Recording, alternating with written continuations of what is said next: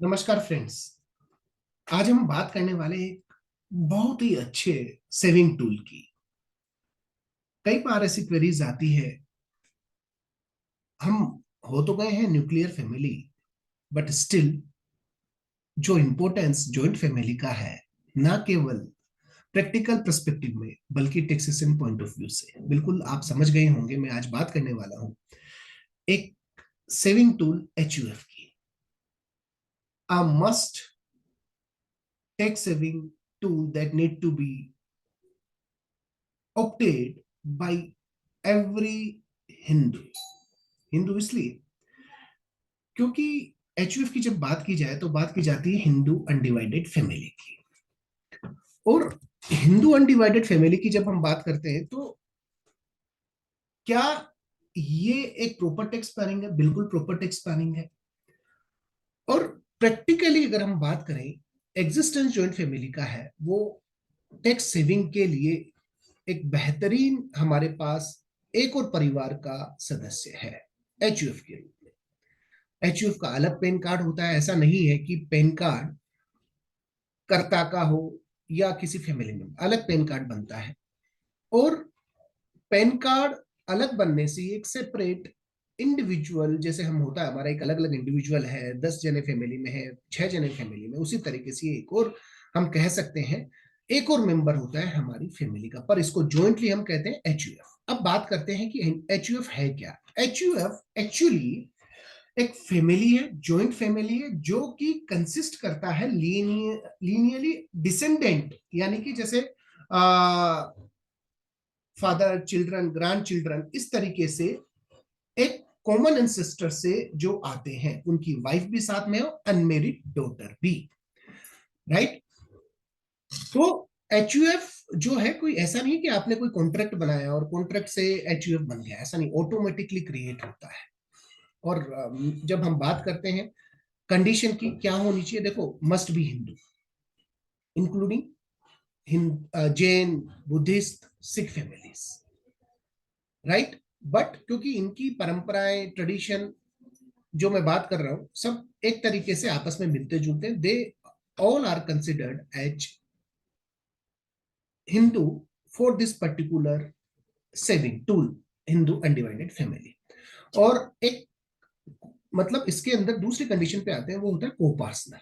को पार्टनर क्या है, मैं अभी कुछ ही देर में आता हूँ। तीसरी कंडीशन अगर हम बात करें, एक जॉइंट फैमिली प्रॉपर्टी होनी चाहिए जो कंसिस्ट करती हो एंसेस्ट्रल प्रॉपर्टी, जैसे दादाजी की प्रॉपर्टी है एक्वायर्ड या कोई और प्रॉपर्टी हमने जो एंसेस्ट्रल प्रॉपर्टी उससे और एक्वायर्ड कर ली, प्रॉपर्टी ट्रांसफर करिए, मेंबर ने ट्रांसफर करिए। तो ये सब क्या है, एक तरीके से कंडीशन है, मैंने आपको बताया, मस्ट बी हिंदू, को पार्टनर होना चाहिए और एक जॉइंट फैमिली प्रॉपर्टी होनी चाहिए। एटलीस्ट दो हम कह सकते हैं मेंबर होंगे जो एचयूएफ को कंसिस्ट करेंगे, अकेला बंदा एचयूएफ नहीं कर सकता। अब बात आती है, दो तीन चीजें मैंने बोली, कर्ता, को पार्टनर और मेंबर, इन फर्क क्या है? तीनों अलग अलग सुनने में लगते हैं। देखो, करता क्या है, वो मेंबर है जो मैनेज करता है अफेयर्स को, फैमिली को। नॉर्मली क्या होता है, सीनियर मोस्ट मेल मेंबर जो होता है वो करता माना जाता है। अब बात आते हैं कि जो को पार्टनर है वो कौन होता है। देखो क्या है, को पार्टनर की जब हम बात करें तो कोई हम पर्सन की बात करते हैं। देखो, मेंबर तो कोई जो इंक्लूडेड है, वाइफ भी बाहर से आएगी तो वो क्या मेंबर है, पर को पर्सनल नहीं हो सकते। तो कहने का मतलब क्या है, जो लीनियन हिंदू जो एचयूएफ है, जॉइंटली है, जो फोर लेवल, मतलब नॉर्मली कहते हैं आता है लीनियन डिसेंडेंट जो होता है from common male ancestors, right, is considered as coparcener, जैसे बेटा हो गया। और जो part of family other than by virtue of birth बनता है, जैसे कि शादी से बनता है, कोई वाइफ आई बेटे की, तो वो मेंबर हो सकता है, को पार्टनर नहीं हो सकता।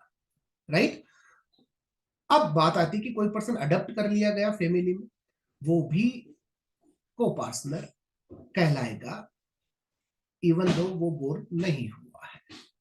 अब मैं पहले क्या था कि गर्ल चाइल्ड केवल मेंबर ही होती थी, को पार्टनर नहीं होती, पर 2005 के बाद जब चेंजेस आया हिंदू लॉ में, तो अब एक गर्ल भी को पार्टनर हो सकती है। देखो फर्क क्या है को पार्टनर और मेंबर। मेंबर तो एचयूएफ के अंदर जो मेंबर है, सपोज करो फादर, बेटा, बेटे की वाइफ, डॉटर।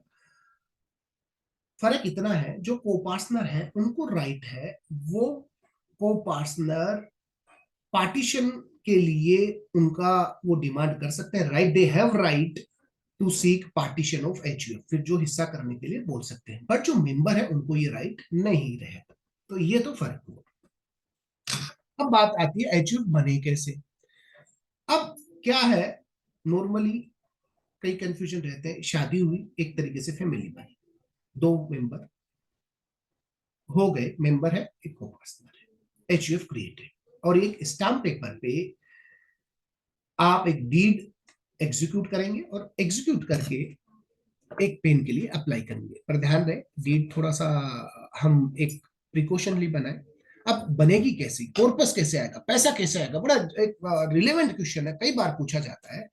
मैं आपको उसका इस वीडियो में भी जवाब देता हूँ। देखिए असेट कोई भी रिसीव होती है, गिफ्ट कोई एचयूएफ रिसीव करता है, चाहे रिलेटिव हो नॉन रिलेटिव हो, एचयूएफ का पार्ट। कॉर्पस मतलब पैसा, फंड, चाहे ये मॉनेटरी टर्म्स में हो या असेट के रूप में। बट ध्यान रखिएगा यहाँ पे गिफ्ट का जो प्रोविजन है सेक्शन 56, 50,000 से ज्यादा नॉन रिलेटिव से अगर आपने लिया तो in the hands of recipient taxable होगा। दूसरा है विल के थ्रू एचयूएफ में आ जाए, कि जैसे दादाजी है विल लिख गए कि मैं एक एचयूएफ जो बेटे के नाम से, जैसे कि अभिषेक जैन एचयूएफ उसके नाम पे है। थर्ड है asset received on the partition of a larger HUF. जैसे एक दादाजी की एचयूएफ बनी हुई, उसमें 4 बेटे हैं, अब पार्टीशन हुआ, हर एक बेटे को कुछ मिली, तो एक और एचयूएफ जो नीचे वाली छोटी वाली एचयूएफ है उनके अंदर कॉर्पस आ गया। ध्यान रखिएगा भाई, फिर आता है कि एक ही बंदा दो एचयूएफ में, यस दादाजी की उसके अपने बेटे हैं और बेटों ने अपनी एचयूएफ बना रखी है, तो एक बड़ी एचयूएफ हुई, एक छोटी एचयूएफ हुई। कॉमन एंसेस्ट्रल प्रॉपर्टी जब वो डिवाइड हुई तो एचयूएफ में ले लिया। अब बात आती है ज्वाइंट फैमिली की कोई प्रॉपर्टी है, उसको बेच के और प्रॉपर्टी ली तो वो कॉर्पस हो गई। तो ये कॉर्पस इस तरीके से बनता है। फिर उसकी एफडी भी बना ली, एफडी बना के इंटरेस्ट आ रहा है, बढ़ता रहता है। पर मैं आपको बता दूं, ये ध्यान रखने वाली बात है, कई बार कंफ्यूजन रहता है कि साहब हम कमीशन इनकम भी हो सकती है एचयूएफ की, सैलरी इनकम, ऐसा कुछ नहीं है। इंडिविजुअल कैपेसिटी में जो काम हो सकता है वो एचयूएफ में नहीं हो सकता। जैसे कि कमीशन, वो एक उसकी कैपेसिटी है, कमीशन का कैसे एचयूएफ कैसे काम करेगा, सैलरी कैसे अचीव अर्न करेगा।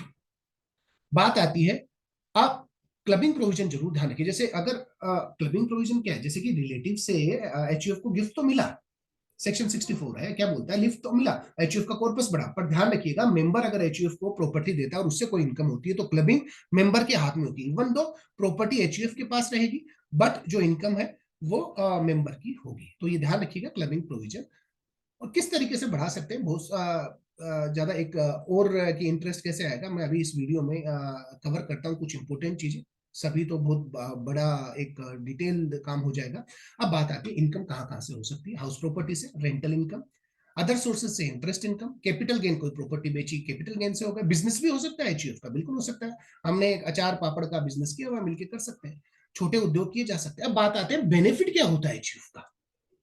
सबसे इंपॉर्टेंट, एक नया फाइल आपके पास है, एक नया मेंबर आपके पास है, 2,50,000, 2,50,000 की टैक्स बेनिफिट इंजॉय करोगे, नंबर एक। नंबर दो, आप क्या करोगे, इफ सपोज करो कोई मेंबर है 10 लाख, मैं एक एग्जांपल के थ्रू बताऊंगा ये कि एग्जांपल के थ्रू टैक्स सेविंग कैसे होती है, वो आपको मैं अभी एग्जांपल के थ्रू कवर करने वाला हूं। राइट, अब बात आती है कि 24B का डिडक्शन जो 2 लाख का होता है, हाउसिंग लोन लिया, क्या उसका बेनिफिट बिल्कुल मिलेगा सब, लेट आउट करेगी तो उसका भी डिडक्शन, जो भी लोन पे इंटरेस्ट है वो भी मिलेगा। एटीसी के बेनिफिट, जैसे कि प्रिंसिपल पेमेंट कर दिया, एटीसी का बेनिफिट मिलेगा। राइट, एटीडी फैमिली मेंबर्स के लिए मेडिकल इंश्योरेंस ली जा सकती है तो उसका बेनिफिट भी एचयूएफ, आप देखिए एक तरीके से इंडिविजुअल जैसे काम कर रहा है एचयूएफ वैसे काम। आप सोचिए इस तरीके से आप साइमल्टेनियसली किस तरीके से टैक्स प्लानिंग कर सकते हैं, सेविंग कर सकते हैं। कई बार क्या होता है, हमने कैपिटल गेन बेच दिया, दो प्रॉपर्टी है, पर एचयूएफ का खुद एग्जम्पशन के लिए काम कर सकता है। जैसे सेक्शन 54 की एग्जम्पशन, प्रॉपर्टी बेची, हाउस प्रॉपर्टी खरीदी, राइट, 54 की एग्जम्पशन ले सकता है सब। डिडक्शन ले सकता है, एटीजी की डोनेशन ले सकता है, सेपरेट डीमेट अकाउंट होगा एचयूएफ का, आप इन्वेस्ट कर सकते हैं। कई बार ऐसा होता है आईपीओ में एप्लीकेशन लगानी होती है, राइट, 15,000 तक, अभी तो 2 लाख तक लगा सकते हैं। तो वो आईपीओ में एप्लीकेशन के लिए हमारे पास एक और मेंबर है सर, नंबर ही नहीं आता, तो हम 4 जने हैं, एक और पांचवा भी हमारे साथ एक और फैमिली मेंबर जुड़ गया, हो सकता है एचयूएफ में आपके पास वो आ जाए। अब बिजनेस कर सकता है, मैंने आपको बताया। अब आप समझिएगा, मैं एक एग्जांपल आपके सामने लेके आ रहा हूं, तो वो एग्जांपल आपके साथ शेयर कर रहा हूं। एग्जाम्पल के थ्रू आपको पूरा प्रॉपर समझ में आएगा कि किस तरीके से ये टैक्स सेविंग टूल काम करता है। Wait for a while.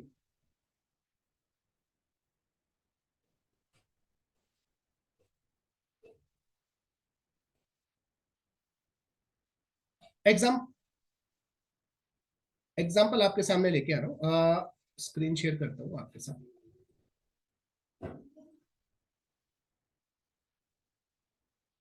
अब आपके सामने स्क्रीन शेयर है। अब देखिए किस तरीके से आप एक सेविंग टूल को बहुत अच्छी तरीके से कवर कर सकते हैं। देखिए यहाँ पे अजय कुमार, आप देखिए, मैं पेन भी कवर करता हूँ। Wait for a while.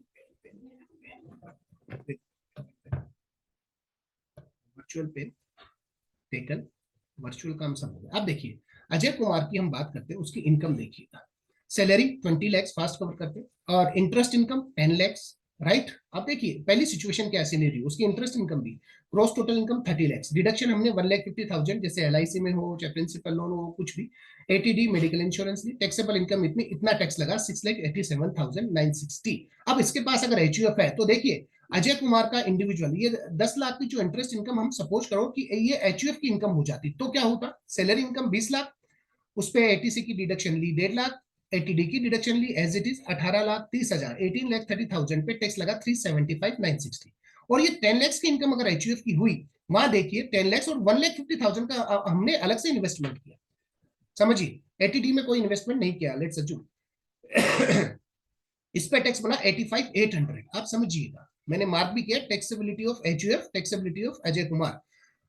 आप पहले सिनेरियो के अंदर टैक्स आता है 687,960, और अगर यही 10 लाख की इनकम, इंटरेस्ट इनकम अगर एचयूएफ के थ्रू अर्न होती है, तो आप देखिए इसमें दोनों का टोटल 375,960 और 85,800, वो 461,760 आता है, तो यानी 226,200, 2,26,200 की टैक्स। बहुत अच्छा टूल है, आप समझिएगा। एक और एग्जांपल मान लेते हैं, रेंट इनकम। अब विजय कुमार की इनकम है इंडिविजुअल, 20 लाख का सैलरी है, 7,50,000 का रेंट इनकम आता है, और हम जानते हैं 30% डिडक्शन मिलता है 24A का, वो मान लिया हमने, टैक्सेबल इनकम इतनी है 1,50,000 का एटीसी में इन्वेस्टमेंट है, नेट टैक्सेबल इनकम टैक्स इस पे 546 इंडिविजुअल का आया। अब यही रेंट इनकम अगर मेरे प्रॉपर्टी की एचयूएफ में आती तो 20 लाख पे टैक्स आता है, आप समझिए 1.5 लाख की डिडक्शन, 18,50,000 टोटल हुआ, 382,200। और ये रेंट इनकम 750 की इधर ली, 30% डिडक्शन जो हमने 24A का लिया 225, तो 5,25,000, 1.5 लाख का इन्वेस्टमेंट करा, 3,75,000 पे 6,500 का टैक्स।